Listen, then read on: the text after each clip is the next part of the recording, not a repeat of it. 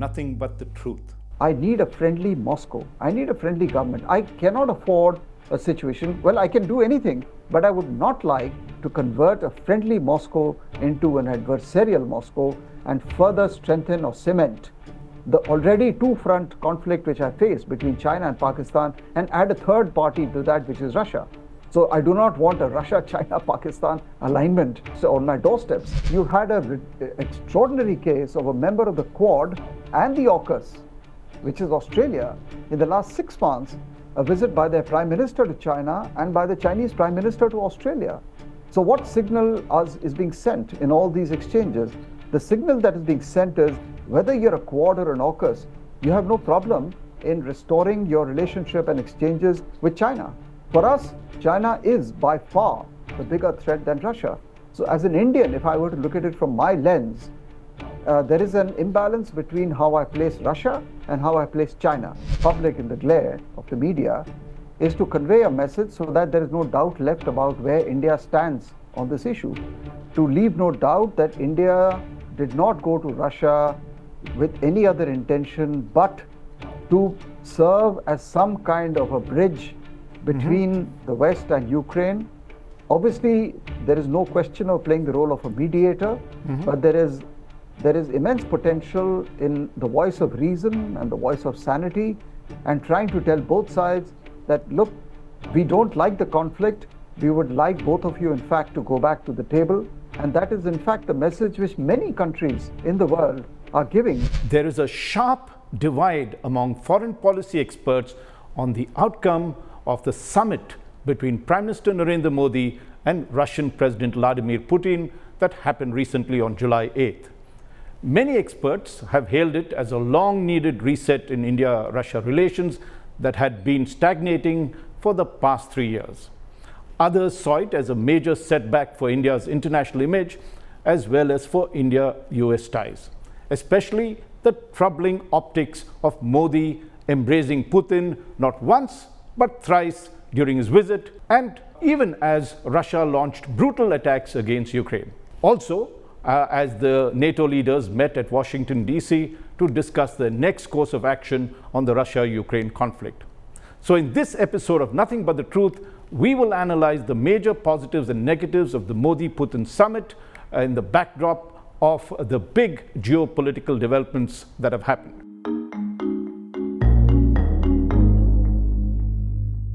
To take us through some of these issues later in the show, I will be joined by the top expert on India-Russia relations, Pankaj Saran, who is a former ambassador to Russia as well. First, some hard facts. India's relations with Russia is one of the country's most enduring strategic partnerships that goes way back to the Cold War in the 60s. Even today, as much as 65% of India's armed forces equipment continues to be of Russian origin. And currently we import close to 30 to 40% of our oil needs from Russia. These two facts are significant enough for us to remain deeply engaged. But the perception is that in the past 4 years, especially after the Russian invasion of Ukraine in February 2022, relations between the two countries have been adrift for various reasons. Now, one indicator of that is Prime Minister Modi and President Putin have not had their annual summit meeting since the Russian president came to India in November 2021. And the last time they met was on the sidelines of the Shanghai Cooperation Organization, or SCO, meeting in Uzbekistan in September 2022. This was when Prime Minister Modi made his famous comments to President Putin that this is not an era of war and that it is time for democracy, dialogue and diplomacy to solve issues. It was India's first major enunciation of its policy on the Ukraine war, which was hailed even by the US and the West. Much to Prime Minister Modi's disappointment, neither Putin nor Xi Jinping attended the G20 summit hosted by India in Delhi last year. That brings us to the second indication of the drift that was there. And one of the reasons is the growing closeness between China and Russia, with Putin and Xi talking of an unlimited friendship, unlimited in quotes. This after China committed one of the most serious border aggressions against India, perhaps the most in recent years, which the two sides are yet to sort out. The third indication is that arms imports by India from Russia had dropped from 65% of the total in 2016 to 45% now in 2022, and is expected to dwindle even further. There was also growing concern of Russia's inability to supply spares and repair the arms and armament that they have supplied. And there's a vast amount of that of the armed forces. As I told you, it's still 65%, and this is one of the growing areas of concern.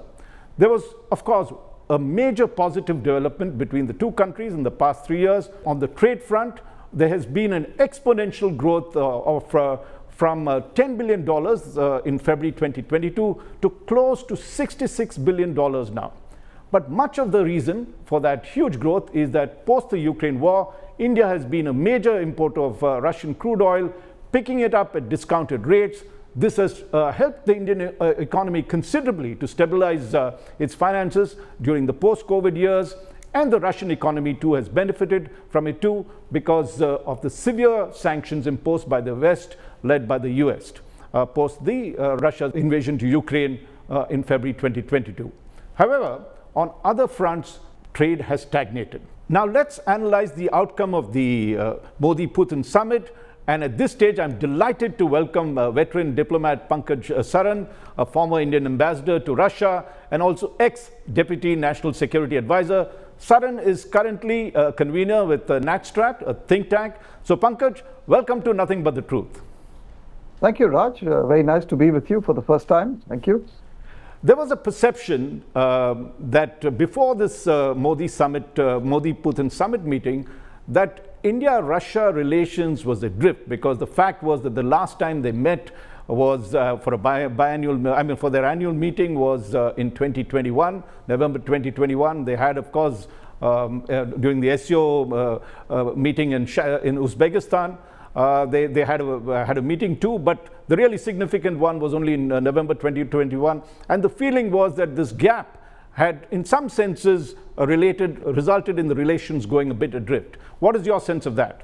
Well, I wouldn't say they were adrift, but I'd say that the visit has been a correction, has been a restoration of the practice of annual summits, which, as you know, have been going on for 24 years. And the fact that they hadn't met for the last 2 years was an aberration. So in a sense, it was a correction of a trend that has characterized the relationship for the last more than 2 decades. So I think it is a good step to keep the relationship on track. Okay. And what would you say would be the sort of big positives out of this meeting that's there? You know, from my perspective, the main positive is actually the fact that he went, that they met bilaterally, right. That they reaffirmed the relationship. They have a personal relationship which goes back, obviously, 10 years. And so the political signaling to each other, I would say, to the respective bureaucracies, governments, that is important to say that we are still invested in the relationship. And number two, also, I think to take the opportunity to discuss Ukraine and other conflicts and other third-party factors that actually impact the bilateral relationship in a free and frank manner. And, you know, typically these summits, what they do is, because they're held so frequently every year, they review the progress of the past year. They try to iron out difficulties which can't be resolved at the lower levels, and then plan ahead for the future. So every summit in that sense, rather than being something dramatic, is a steady incremental consolidation and identification of new areas and resolution of problems. I think this that's relationship historically right. has been driven top down. You know, we do not have the kind of people-to-people connection that we have with the West. No, so there is a lot of responsibility on the leadership. Right. And this has been the case even during the Soviet times and subsequently.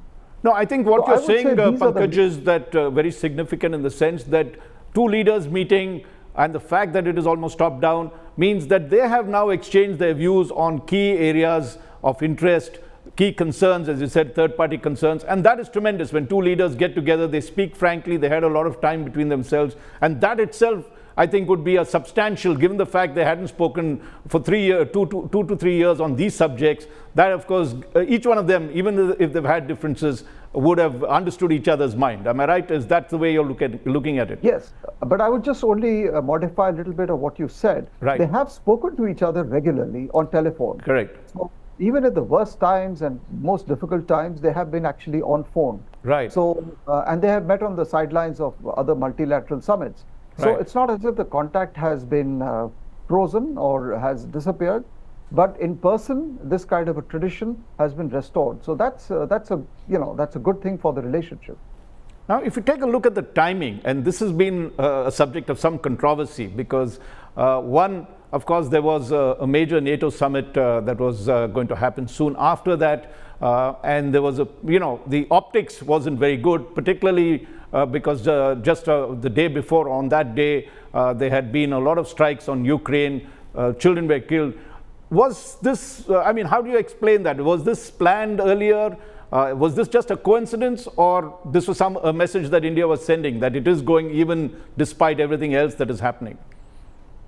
Look, I don't see India sending any message to the West, because our friendship with the West is in fact very good today. And that is the problem in Moscow, that they think that we are far too close to the West than the Russians would like. Right. So I don't think there was any intention of sending any message to the West. And why should we? We have no axe to grind with the West. In fact, we have a lot at stake with our relationship.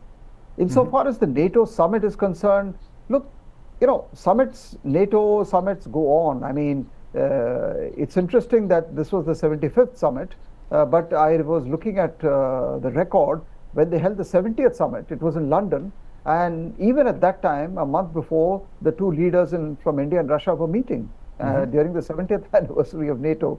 So I don't think the fact that there is a NATO summit should imply that India, which is not a NATO member, obviously, should stop in its tracks and not deal and pursue its foreign policy. I think that would be quite surprising if actually India would have agreed to that proposition. Look, the fact of the matter is, after our own version of Ukraine in 2020, what have you seen in terms of the US-China exchanges and the European-China exchanges? After all, at that time, China was the belligerent vis-a-vis India. China was the one who had amassed those hundreds and thousands of troops, and our soldiers were killed. But despite all that, we've had a string of US-China summits. We've had a string of US cabinet officials visiting Beijing. You have had European leaders, Germany, France, Europe, visiting Beijing. India did not, raise its arms in anguish or protest vehemently about those visits to a belligerent of India. In fact, I would go even further. You had an extraordinary case of a member of the Quad and the AUKUS, which is Australia, in the last 6 months, a visit by their Prime Minister to China and by the Chinese Prime Minister to Australia. So what signal is being sent in all these exchanges? The signal that is being sent is, whether you're a Quad or an AUKUS, you have no problem in restoring your relationship and exchanges with China.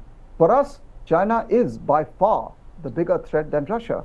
So as an Indian, if I were to look at it from my lens, there is an imbalance between how I place Russia and how I place China. Russia is a problem for the West and for the NATO. I recognize that. There is no intention for India to fuel the fire. But I must also keep in mind that my bigger problem, which is China, is being feted and being courted by precisely the West and the NATO membership. And the reason they give is because they want to engage China. They want to maintain those so-called guardrails. They want to manage the competition. So is there something extraordinarily wrong if India were to try and not go to an adversary but to a friend, and basically try to talk to the friend and say, listen, we think you should try to reduce tensions and try and go back to the negotiating table? I mean, I don't see anything wrong at all in this. And you're right, when it comes to Ukraine, the fact was that was also talked about, and Prime Minister Modi did raise it in his delegate level meeting, and it was on record. And what he actually said, and this is what I want you to analyze for us. Of course, in Uzbekistan, he told President Putin that this is not an era for war. and that was a huge message that he sent across, which even the US had appreciated at that time. This time he said, and I'm quoting him, "I believe there is no peace on the battlefield, and solutions to the war can only be found through dialogue." He went on to add, and I'm quoting him again, "Whether it is terrorism or conflict, the loss of lives, especially of innocent children, is heartbreaking." President Putin and I have spoken frankly, and I want to tell the international community that is closely watching our meeting that I'm filled with hope from his words and thinking. So how would you interpret this particular, is Prime Minister Modi taking it forward? Was it a bold step to sort of make it? Or as some say, would you be telling friends so directly? Or would it have been better to have told them in private and then said this is what they discussed? What is your take on that? Look, I'm sure they discussed it in private.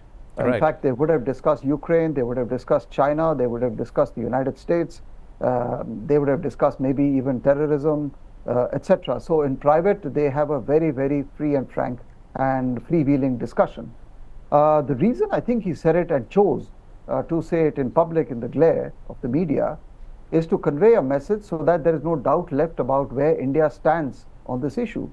To leave no doubt that India did not go to Russia with any other intention but to serve as some kind of a bridge between the West and Ukraine.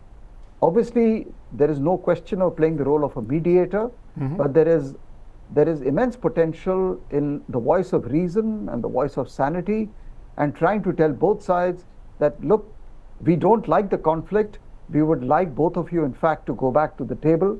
And that is in fact the message which many countries in the world are giving to both sides. Today the parties to the conflict are the NATO and Russia, obviously, but there are another 150 countries which constitute the global the world. They are all watching this conflict. They are basically passive bystanders, mute spectators of this confrontation and utter breakdown of great power rivalry after the Cold War. And everyone is concerned about the direction it goes. And if India can contribute, it may not find the solution, but if it can contribute to any reduction, even if it is a minuscule reduction, I think it's a great service to global peace and stability. Because to expect, after all, that India will cease all contact with Russia is unrealistic, just as it is not fair to assume that any interaction between India and Russia is inimical to Western interests. I don't think so. It would be like arguing if India was to say that why is the United States or Australia or France or Germany interacting with China, which is an occupation of Indian territory, which has had a history of belligerence and mobilization against India. So when you talk about affairs of nations, affairs of states, how states conduct global politics and interstate relations, the field is not black and white. It is, but the point is, what is your intention and how you're proceeding with these kind of very complex relationships. One quick point I wanted, sorry, can I just, you had the US ambassador to India, Eric Garcetti, speaking at a defense conclave, completely in a different sort of context, where he said, I respect that India likes its strategic autonomy, but in times of conflict, there is no such thing as strategic autonomy. And then went on to say, our heads and hearts are aligned, but the question is that can our feet move together? Now, is there a lot of discomfort in the way we are dealing with Russia, and is our relations with the US in some senses impacted directly by what is happening? I certainly hope not. I mean, the kind of frank discussions we've been having with the United States for the last few years is actually quite extraordinary. But I have to clarify, at least as far as my position is concerned, the Prime Minister's visit to Russia had nothing to do with strategic autonomy. Nothing. Strategic autonomy has a negative connotation in the way it is bandied about all over the world. The visit had everything to do about the maintenance of the India-Russia relationship. It was not intended to send a signal to anyone except to the Russians that we see the need and the value of the India-Russia relationship for calculations born out of India's own strategic situation. It has nothing to do with sending any signal to, say, the United States in the middle of a conflict. And number one. Number two, as I said to you earlier, the visit was also intended to convey as a friend, from one friend to another, what I just told you about de-escalation and going back to the table. I think both of them should be appreciated and looked at in that light. India is not a Western NATO ally. India is India. It is an extremely close friend of the West. But there is something to be said about the way India has conducted its policies, overseas foreign policies, and how it will conduct its foreign policies. I mean, if we were to continue to look at the world through the eyes of us versus them and black versus white, we will always run up against, how do I interpret the Australia-China rapprochement the last 6 months, if you kindly explain to me? Australia is a member of the Quad, one of the 4 most vociferous members. Yeah, you admit and that. who is Australia going to patch up with? Right. My biggest enemy, which is China. What sense am I supposed to make out of this? It's an example. I can give you more. Now, just finally, when we are coming to looking at the big outcome, I mean, you've already talked of the fact that the two leaders had met, they had discussed a whole range of subjects. What would be the other big takeaway? I mean, one of the things, the concerns that has been is that our relationship has been rooted in defense. Are you seeing a movement away from that in this meeting? If so, what is that? I would say yes, there is a movement away from defense, but it has not anything to do with this meeting again. I think the process of diversification of India's defense imports began in 2008 and 2010 after the lifting of the US sanctions against India. The US and the West has to ask, why did we go to Russia for arms imports before 2010? Because we were under Western sanctions. India had no choice, had no option. When the sanctions were lifted in 2010 with the first purchases of our Air Force, and since then till today, there's been a massive growth in our imports from the United States and other Western countries. So I would say that diversification has to be looked at from the last 15-year period. And I think it is good for the India-Russia relationship that we reduce the dependency on defense as a pillar of the relationship and move to other areas which are more relevant today for the future of India's requirements. And which are those which are those areas that you would say that we have moved now significantly forward on? I think the Ukraine conflict has taught us, if there is one takeaway from Ukraine, is the vast potential for energy cooperation, how Russia can actually serve India's energy needs for today and for the foreseeable future. And I mean the foreseeable decades ahead. We need cheap energy. If I am importing 85 to 90% of my energy, and if I don't secure it at the cheapest possible rates, I can forget about a 7%, 8% rate of growth. I need energy. It's an existential requirement for India. I have no choice. So that is number one. Number two, if I have to grow and become a 10 trillion, I need natural resources. We have to learn lessons from what China has done. They have acquired natural resources from every corner of the world. Russia has all the natural resources in the world you can dream of. So I have to ensure natural resources.